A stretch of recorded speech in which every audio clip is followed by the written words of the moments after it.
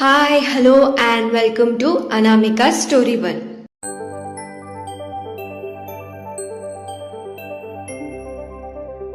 ఇవాళ మనం వినబోయే కథ మీరా, చాప్టర్ 128.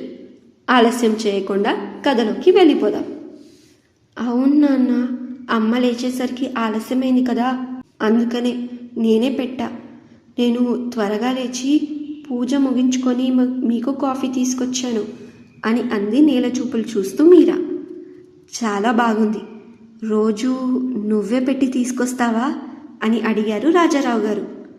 మీకు నచ్చిందా అని అడిగింది మీరా మెరుస్తున్న కళ్ళతో రాజాగారిని చూస్తూ. నా మీరా తల్లి చేస్తే ఎందుకు నచ్చదు, చాలా బాగుంది అని అన్నారు రాజారావు గారు. అయితే సరే, నేను రోజు మీకు కాఫీ తీసుకొస్తాను అని ఆనందంగా అంది మీరా. సరే అని కాఫీని ఆస్వాదిస్తూ తాగుతూ ఉన్నారు రాజారావు గారు. కాఫీ ఇచ్చాక కూడా మీరా అక్కడి నుంచి వెళ్ళకపోవడం గమనించి, ఏమైంది మీరా, ఇంకేమైనా చెప్పాలా అని అడిగారు. అది మరేమో, మొన్న ఆ అబ్బాయి ఉన్నాడు కదా అని ఆగి ఆగి వచ్చాయి మీరా నోట్లో నుంచి మాటలు. అబ్బాయా అని కాసేపు ఆలోచించి, ఓ గౌతమా అని అడిగారు రాజారావు గారు. హా అవును, ఆ అబ్బాయే అని తల ఊపేసింది మీరా. నిన్ను ఏమైనా తిట్టాడా, చెప్పు, నేను వెళ్ళి మాట్లాడతా అని అన్నారు రాజారావు గారు పైకి లేస్తూ. లేదు నాన్న, ఆ అబ్బాయి నాతో ఏమన్నాడంటే, మీరు నన్ను బంధించిన దాంట్లో తప్పేమీ లేదు అన్నాడు. అంటే మరి నేనంటే మీకు చాలా ఇష్టం కదా, ఒకవేళ నేను అలా భయపడుతూ పరిగెత్తుతుంటూ బయటికి వెళ్ళిపోతే ఎవరైనా నన్ను ఏమైనా చేస్తారేమో అని మీరు భయపడి నన్ను గదిలో పెట్టేశారు అని చెప్పాడు.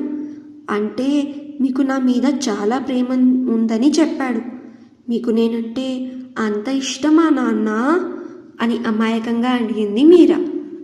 మీరా మాటలు విని కొంచెం ఆశ్చర్యపోయినా మెల్లిగా తన దగ్గరికి వచ్చి ప్రేమతో తన తలని నిమురుతూ, ప్రాణం రా, నాకే కాదు, నువ్వు ఈ ఇంటికే ప్రాణం. అయినా ఏ తండ్రికి కూతురంటే ఇష్టం ఉండదు చెప్పు అని అన్నారు ఆప్యాయంగా రాజారావు గారు. నాకు కూడా మీరంటే చాలా ఇష్టం నాన్న అని తను కూడా ఆప్యాయంగా సమాధానం చెప్పింది మీరా. ఈసారి మీరా కళ్ళల్లో భయం లేకపోవడం చూసి చాలా ఆనందపడిపోయారు రాజారావు గారు. మీరా కళ్ళలో ఇప్పుడు ఆయన మీద ఉన్న ప్రేమని ఆయన స్పష్టంగా చూడగలుగుతున్నారు. రాజారావు గారు ప్రేమతో, నాకు తెలుసు తల్లి, నువ్వంటే కూడా నాకు చాలా ఇష్టం. నిన్ను ఎవరైనా ఏమన్నా అంటే నేను అస్సలు తట్టుకోలేను. అందుకే నిన్ను ఎవ్వరూ ఏమీ అనకూడదని అలా గదిలో పెట్టేశాను. నేను చేసింది తప్పే అని నాకు తెలుసు, కానీ నీకేమైనా అయితే అని అంటూనే ఆగిపోయారు ఆయన. అప్పటికే ఆయన కళ్ళల్లో నీళ్లు వచ్చేసాయి. నీకు ఏమైనా అయితే ఈ నాన్న గుండె తట్టుకోలేదు బంగారం అని అన్నారు తన మాటల్ని పూర్తి చేస్తూ రాజారావు గారు. నాకు అర్థమైంది నాన్న, మొన్న ఏమైందంటే చిన్న తినట్లేదు, తినకుండా మారం చేస్తున్నాడు. నేను కూడా చిన్నని కట్టేసి తినిపించాను. అప్పుడు చెప్పాడా అబ్బాయి, నేను చేసింది మీరు చేసింది ఒకటే అని.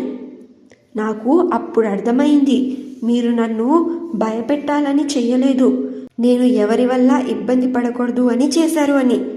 ఇన్ని రోజులు మిమ్మల్ని తప్పుగా అర్థం చేసుకున్నాను, నన్ను క్షమించండి అని అమాయకంగా అంది మీరా.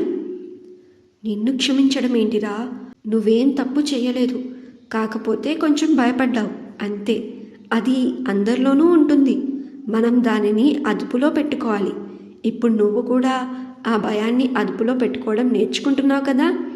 నా మీరా తల్లి ఎంత ధైర్యవంతురాలు చూడు, మొన్న వాళ్ళందరినీ ఎలా కొట్టిపడేసిందో. ఇప్పుడు నీ జోలికి రావడానికి కూడా భయపడతారు వాళ్ళు అని మీరాకి ఒకవైపు భయాన్ని కంట్రోల్లో పెట్టుకోవడం ఎంత అవసరమో చెప్తూనే తనని మెచ్చుకున్నారు కూడా. అది నేను ఒక్కదాన్నే చెయ్యలేదు నాన్న, ఆ అబ్బాయి కూడా సహాయం చేశాడు. దానికన్నా ముందు బామ్మ కూడా వాళ్ళని కొట్టింది అని అంది మీరా. బామ్మని చూసి ధైర్యం తెచ్చుకొని తర్వాత వాళ్ళ తలని నువ్వే కొట్టావు కదా అంటే నీ భయాన్ని నువ్వు అదుపులో పెట్టుకోవడం నీకు వచ్చేసినట్టే. పైగా నువ్వు ఎలా ధైర్యంగా వాళ్ళని ఎదుర్కొన్నావో గౌతమ్ చెప్పాడు. నేను కూడా చూశానులే ఇంట్లో పరిస్థితులు. నా మీరా తల్లి చాలా ధైర్యవంతురాలు అని అన్నారు రాజారావు గారు. ఈ మాటలకి మురిసిపోయింది మీరా. సరే వెళ్ళు, ఇప్పుడు వెళ్ళి చదువుకో. నీకు చదువంటే ఇష్టం కదా, నేను దానికి అడ్డు చెప్పను. నీకు ఏది ఇష్టం ఉంటే అది చదువుకో, సరేనా అని అన్నారు రాజారావు గారు. మరేమో నాన్న నాకు అని అంటూ ఆగిపోయింది మీరా. ఏమైంది మీరా అని అడిగారు రాజారావు గారు. నాన్న, మీరు నా కోసం పొలంలో నుంచి చాలా పండ్లు తీసుకొచ్చేవాళ్ళు కదా, మళ్ళీ తీసుకొస్తారా? అలాగే గుమ్మడికాయ కూడా తీసుకురండి. ఈసారి నేనే మీకోసం పులుసు చేసి పెడతాను. పోయినసారి అమ్మ చెప్తే చేశాను, ఈసారి నేనే సొంతంగా చేసి పెడతాను, సరేనా అని హుషారుగా అడిగింది మీరా. దీనికి సమాధానంగా నవ్వుతూ సరే తల్లి, ఇంకేమైనా కావాలా అని రాజారావు గారు కూడా సంతోషంగా అడిగారు. ఇంకేం వద్దు నాన్న, ఈ కాఫీ అన్నయ్యకి ఇవ్వాలి, చల్లారిపోతుంది, నేను వెళ్తాను అని అంది మీరా. సరే వెళ్ళు అని అన్నారు ఆయన. మీరా వెళ్ళాక కాఫీని మరోసారి ఆస్వాదిస్తూ పేపర్ చదువుతూ ఉన్నారు రాజారావు గారు. మీరా తొందరగా చక్రి రూమ్లోకి వెళ్ళింది. అమ్మ మనకి జాగ్రత్తలు చెప్తే నాన్న మనకి ధైర్యం చెప్తారు. 9 నెలలు కడుపులో మోసిన పేగు ప్రేమ అమ్మది అయితే, జీవితాంతం గుండెల మీద పెట్టుకొని పెంచే ప్రేమ నాన్నది.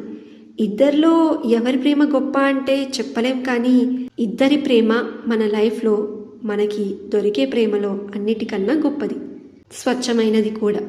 మీరేమంటారు? అలాగే ఈ స్టోరీలో నెక్స్ట్ ఏం జరుగుతుందంటారు? తెలుసుకుందాం నెక్స్ట్ అప్డేట్స్లో. వింటూనే ఉండండి ఈ స్టోరీ మీరా, మీ అనామిక స్టోరీ వరల్డ్ ఛానల్లో మీ హోస్ట్ అనామికతో. మీకు ఈ స్టోరీ నచ్చితే ఈ వీడియోకి ఒక లైక్, అలాగే ఈ వీడియోని అండ్ స్టోరీని మీ ఫ్రెండ్స్ అండ్ ఫ్యామిలీ సర్కిల్లో షేర్ చేయండి. ఈ స్టోరీలో మీకు ఏం నచ్చిందో కింద కమెంట్ సెక్షన్లో మెన్షన్ చేసి నా ఛానల్ని సబ్స్క్రైబ్ చేసుకొని బెల్ ఐకాన్ కూడా క్లిక్ చేసేయండి. ఈ స్టోరీని మీరు పూర్తిగా చదవాలి అనుకుంటే డిస్క్రిప్షన్లో లింక్ ఉంది, బయోలో కూడా లింక్ ఉంది. లింక్ ప్రెస్ చేసి ఈ స్టోరీని పూర్తిగా చదివేయండి. Thank you so much for listening. Thank you so much for your love and support. Take care. Have a good day and bye-bye.